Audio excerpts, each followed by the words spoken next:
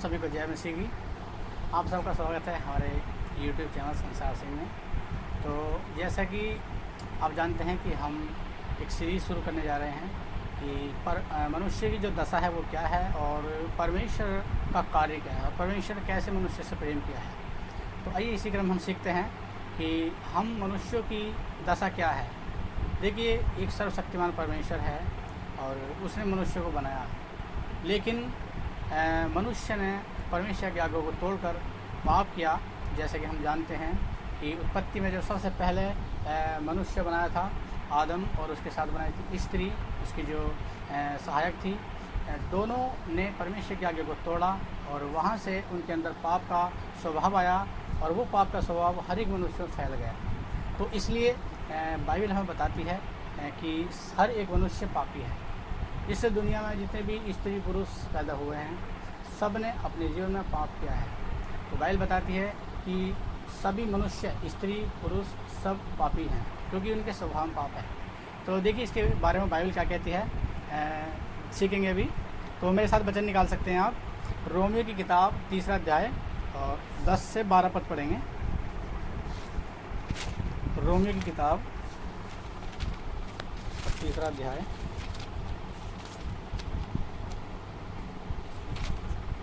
ऐसा निकाल लेंगे। रोमियो की किताब 3 अध्याय 10 और 12 पद में इस तरीके से लिखा हुआ है, जैसा लिखा है, कोई धर्मी नहीं, एक भी नहीं, कोई समझदार नहीं, कोई परमेश्वर का खोजने वाला नहीं, सब भटक गए हैं, सब के सब निकम्मे बन गए हैं, कोई भलाई करने वाला नहीं, एक भी नहीं। तो इस वचन से हमें सीख मिलती है कि कोई भी धर्मी नहीं है, कोई भी पवित्र नहीं है। ऐसा कोई मनुष्य सृष्टि के शुरुआत से लेकर के जब से पहला आदम जो मनुष्य था उसने पाप किया और उसके बाद अब तक और आने वाले जब तक ये दुनिया रहेगी, जब तक कोई मनुष्य पूरी तरीके से पवित्र नहीं रह सकता। सब ने पाप किया। यहाँ तो हम देख सकते हैं कि बाइबल के अंदर बहुत सारे ऐसे उदाहरण हैं, वो महान संत कहलाए और परमेश्वर के मित्र भी कहलाए। जैसे कि इब्राहिम को ले लीजिए आप। इब्राहिम परमेश्वर के साथ साथ चलता था, परमेश्वर का मित्र कहलाया, लेकिन वो भी पापी है। बाइबल बताती है कि वो भी पापी है। मूसा इतना महान नबी, इतना महान संत, भविष्यवक्ता, लेकिन बाइबल बताती है कि वो भी पापी है। और यर्मिया भी पापी है और एलिया भी पापी है, जैसा हम बाइबल में पढ़ते हैं।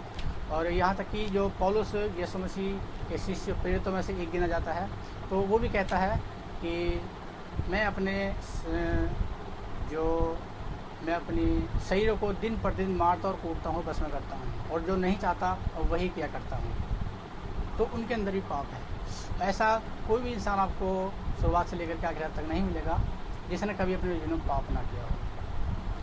तो इसलिए बाइबल कहती है कि सब ने पाप किया है और पाप के कारण वो बहुत ही निकम्मे हैं। पाप के कारण वो बहुत ही नीच हो गए हैं, क्योंकि परमेश्वर बहुत ही ज़्यादा पवित्र है और उसकी पवित्रता के सामने मनुष्य के काम बहुत ही बेकार हैं। तो आइए अब हम सवाल है कि हमारा मेल मिलाप परमेश्वर से कैसे हो। तो मनुष्य की हम सीख रहे हैं कि मनुष्य की दशा क्या है। मनुष्य की दशा ऐसी है कि सभी पुरुष और महिलाएं पापी हैं, जैसे कि हमने रोमियो 3 अध्याय और 10 से 12 में पढ़ा।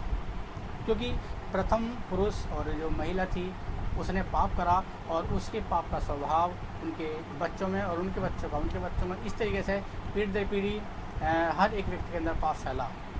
तो क्योंकि हर एक व्यक्ति स्वभाव से पापी है, इसलिए कोई मनुष्य चाहकर भी सिद्ध व्यक्ति या पवित्र नहीं बन सकता। कोई व्यक्ति कितनी भी कोशिश कर ले, लेकिन पूरे जीवन भर पवित्र नहीं रह सकता, क्योंकि उसके खून में ही, स्वभाव में ही पाप है। तो इस पाप के चलते कोई भी मनुष्य परमेश्वर से मेल मिलाप नहीं कर सकता, क्योंकि परमेश्वर पवित्र है। तो इसलिए के बारे में और बाइबल क्या कहती है, तो हम देखेंगे रोमियो की किताब 3:23 में क्या लिखा हुआ है इसी के चलिए। तो आगे पढ़ेंगे हम। रोमियो 3:23 में लिखा हुआ है, इसलिए कि सब ने पाप किया है और परमेश्वर की महिमा से रहित हैं। तो यहाँ भी हम ये सीखने को मिलता है कि सब ने पाप किया और उस पाप के कारण परमेश्वर से रहित हैं। इसका मतलब परमेश्वर से दूर हो गए हैं, परमेश्वर से हमारा रिश्ता टूट गया है, परमेश्वर से हमारा मेल मिलाप कभी भी नहीं हो सकता है। अब सवाल यहाँ आता है कि हम परमेश्वर से मेल मिलाप कैसे करें। प्राण देने के बाद, मरने के बाद हम परमेश्वर के साथ कैसे रहेंगे, और उसी को तो उद्धार कहते हैं। तो मनुष्य, बहुत लोग सोचते हैं कि हमें क्या ज़रूरत है इसकी, और वो अपना जीवन शारीरिक तौर से बिताना चाहते हैं। बहुत कहते हैं कि कुछ नहीं है स्वर्ग, कुछ नहीं है नरक, और कोई नहीं है परमेश्वर। उनकी तो बात नहीं करता, लेकिन जो कहीं ना कहीं ईश्वर को मानते हैं और ये मानते हैं कि वो पापी हैं, उनके लिए एक बात है। तो अब जो सब ने पाप किया है उसका परिणाम क्या है, उसके परिणाम को भी देखेंगे। तो उसके परिणाम के लिए हम पढ़ सकते हैं रोमियो की किताब 6 अध्याय और 23वां पद। तो इसमें हम पढ़ेंगे। तो रोमियो 6 के 23 में एक बात लिखी है, क्योंकि पाप की मजदूरी तो मृत्यु है, परंतु परमेश्वर का वरदान हमारे प्रभु मसीह यीशु में अनंत जीवन है। तो यहाँ पर हम देख सकते हैं कि पाप का परिणाम बड़ा भयानक है। पाप का परिणाम मौत है। तो ये मौत, इससे आप क्या समझते हैं? क्योंकि ये मौत, 2 प्रकार की मौत के बारे में यहाँ चल रही है बात। 2 प्रकार की मृत्यु है, एक शारीरिक मृत्यु है और एक आत्मिक मृत्यु है। इसके बारे में हम पढ़ सकते हैं। पाप के कारण 2 परिणाम हमें देखने को मिलते हैं, एक शारीरिक मृत्यु और एक आत्मिक मृत्यु। तो इसके बारे में हम पढ़ सकते हैं। शारीरिक मृत्यु के बारे में लिखा गया है रोमियो 5:12, पढ़ सकते हैं एक बार। इसके 5वें अध्याय रोमियो में और 12 पद पढ़ें।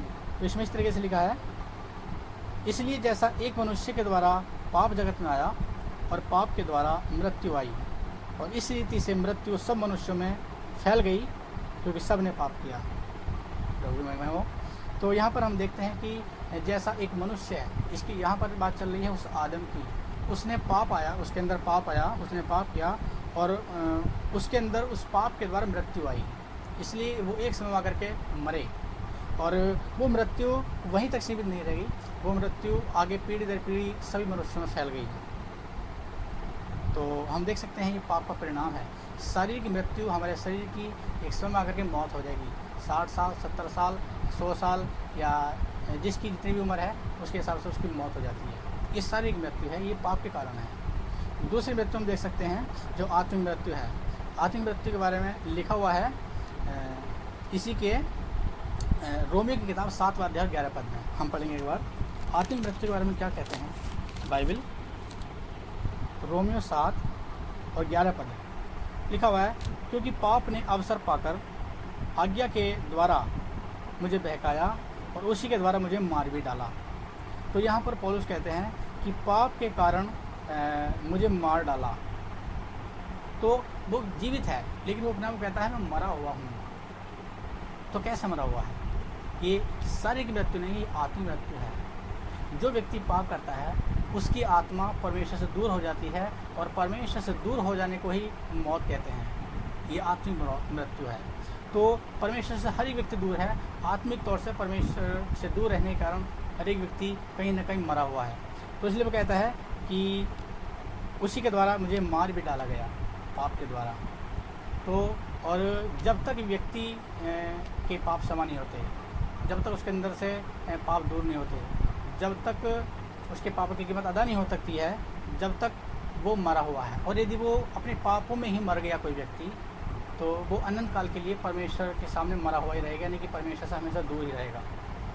इसलिए हम देखते हैं कि मनुष्य की दशा बड़ी भयानक है, मनुष्य का अंत बड़ा भयानक है। तो इसलिए हमने देखा है कि मनुष्य की दशा इतनी बेकार है कि पाप के कारण 2 मृत्यु का वो भागीदारी है।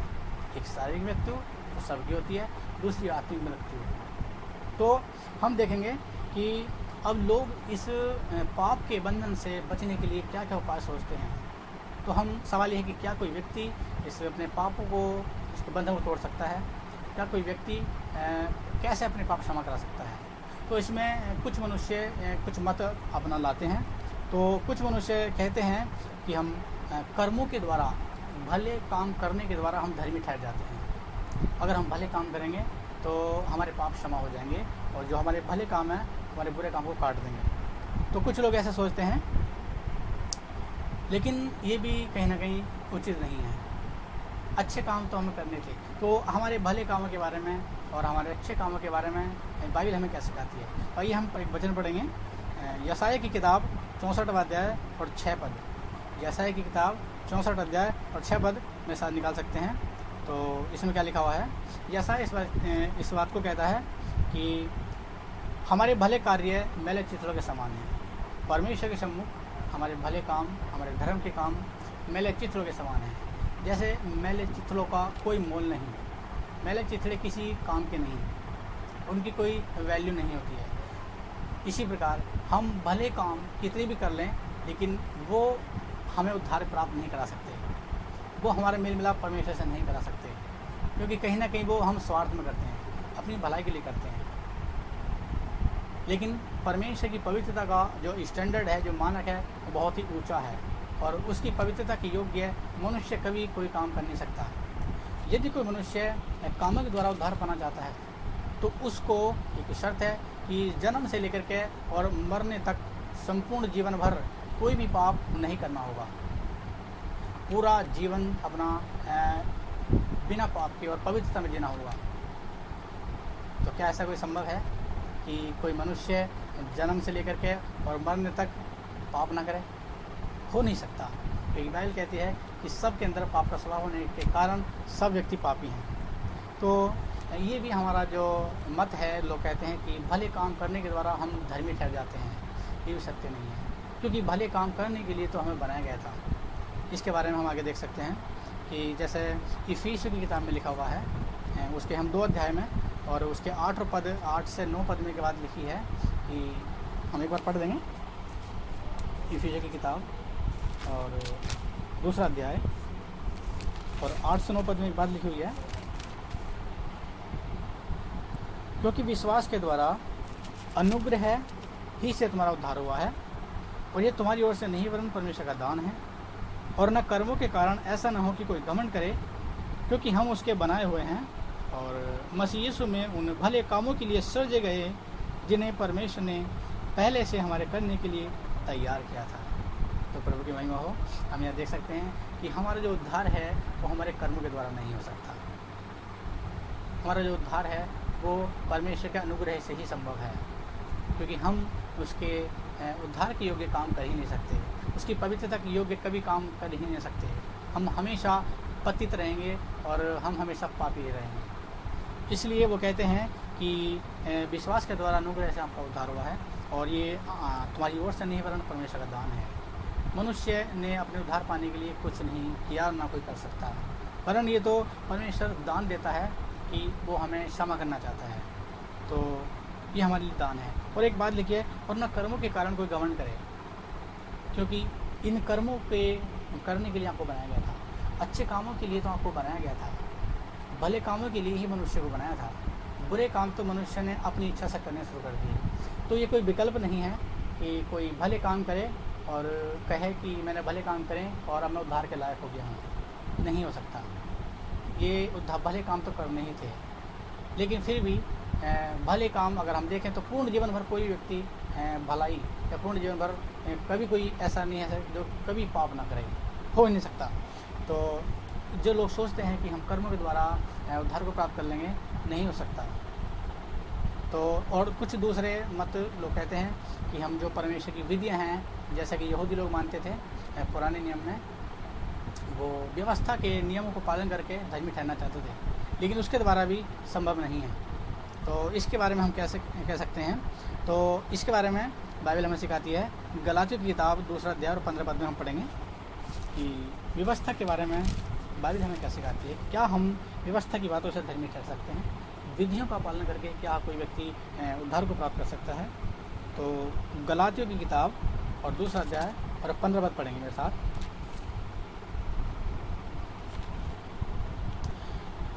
पौलुस कहता है कि हम तो जन्म से यहूदी हैं और पापी अन्य जातियों में से नहीं हैं, तो भी यह जानकर कि मनुष्य व्यवस्था के कामों से नहीं पर केवल यीशु मसीह पर विश्वास करने के द्वारा धर्मी ठहरता है। हमने आप भी मसीह यीशु पर विश्वास किया कि हम व्यवस्था के कामों से नहीं पर मसीह पर विश्वास करने से धर्मी ठहरें। प्रभु की महिमा हो। तो यहाँ पर हम देख सकते हैं कि चाहे कोई यहूदी हो और चाहे कोई अन्य जाति हो और चाहे कोई किसी भी जाति का धर्म का व्यक्ति हो, कोई व्यक्ति धर्मों व्यवस्था के अनुसार या कर्मों के अनुसार उद्धार को प्राप्त नहीं कर सकता, अपना मेल मिलाप परमेश्वर से नहीं करा सकता। क्योंकि व्यवस्था से कोई धर्मी नहीं चल सकता। इसलिए परमेश्वर ने हमारे लिए एक उपाय किया। मनुष्य किसी भी कभी भी इस योग्य नहीं बन सकता कि वो उद्धार को कमा सकते। अपने भले कामों से हम उद्धार को कमा नहीं सकते। तो अगर हम रोमियो 5वां अध्याय पढ़ें और उसके 6 पद से पढ़ें तो उसमें लिखा हुआ है कि जब हम भक्तिहीन थे, जब हम निर्बल थे, तब वो हमारे लिए मरा। तो हम भक्तिहीन, हर एक व्यक्ति, भक्तिहीन का मतलब परमेश्वर दूर और निकम्मा और पापी और हर एक बुरे से बुरे काम करने वाला व्यक्ति, परमेश्वर की दृष्टि में बहुत ही घिनौनी स्थिति है मनुष्य की, क्योंकि वो बहुत बड़ा पापी है और पाप को परमेश्वर कभी नज़रअंदाज नहीं कर सकते। तो इसलिए हम यहाँ पर देखते हैं कि मनुष्य की जो दशा है बहुत ही भयानक है, क्योंकि वो पापी है और हर एक व्यक्ति को पाप की कीमत अदा करनी पड़ती है। पाप का दंड तो भोगना पड़ेगा। जब तक आपके पाप क्षमा ना हों, जब तक आप कभी भी परमेश्वर से मेल मिलाप नहीं कर सकते, परमेश्वर के पास नहीं पहुंच सकते, उद्धार नहीं हो सकता जब तक आपके पाप क्षमा ना हो। तो यहाँ पर एक सवाल उठता है कि हमारे पाप क्षमा कैसे होंगे? क्या आपके पास कोई उपाय है पाप क्षमा का? इसलिए परमेश्वर ने एक उपाय किया, क्योंकि वो हमारा सच्चा पिता है और सच्चा पिता अपने बेटे बेटे से इतना प्रेम करता है कि वही उपाय भी करता है। उसने प्रेम किया, तो उसके प्रेम के बारे में और उसके अनुग्रह के बारे में हम आगे देखेंगे अगले पार्ट में। लेकिन इस पार्ट में हमने देखा है कि मनुष्य की दशा क्या है। मनुष्य बहुत ही नीच और बहुत ही पापी, बहुत ही अधम, बहुत ही गिरा हुआ है परमेश्वर की दृष्टि में, क्योंकि उसने परमेश्वर के आगे को तोड़ा है। तो अब हमारे पास क्या उपाय है कि हम कैसे करें? तो हम देखेंगे कि पर हम भले कामों से उद्धार को प्राप्त नहीं कर सकते और परमेश्वर के अनुग्रह से ही हम उद्धार को प्राप्त कर सकते हैं। परमेश्वर की दया से ही हमारे पाप क्षमा हो सकते हैं। तो एक वचन और पढ़ लेंगे मेरे साथ, जैसे कि लिखा हुआ है तीतुस की किताब 3 अध्याय और 4 से 7 पद पढ़ेंगे मेरे साथ। तीतुस की किताब और 3 अध्याय 4 पद से पढ़ेंगे। लिखा हुआ है, पर जब हमारे उद्धारकर्ता परमेश्वर की कृपा और मनुष्य पर उसका प्रेम प्रकट हुआ तो उसने हमारा उद्धार किया, और यह धर्म के कामों के कारण नहीं जो हमने आप किए, पर अपनी दया के अनुसार नए जन्म के स्नान और पवित्र आत्मा के हमें नया बनाने के द्वारा हुआ, जिससे उसने हमारे उद्धारकर्ता यीशु मसीह के द्वारा हम पर आधिकारिक से उंडेला, जिससे हम उसके अनुग्रह से धर्मी ठहरकर अनंत जीवन की आशा के अनुसार वारिस बने।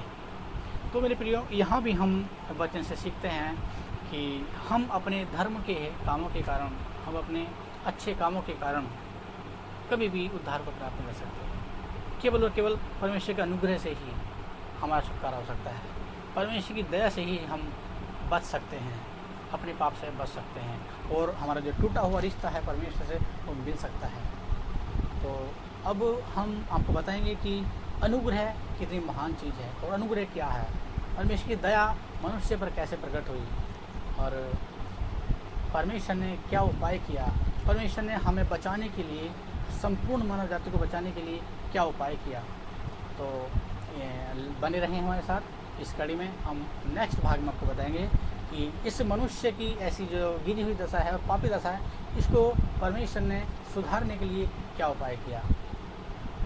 परमेश्वर ने अपना मेल मिलाप परमेश्वर मनुष्य से कराने के लिए क्या किया, क्योंकि मनुष्य असंभव, मनुष्य कुछ भी नहीं कर सकता अपने पाप को छुटकारा पाने के लिए और परमेश्वर मेल मिलाप के लिए वो असमर्थ है।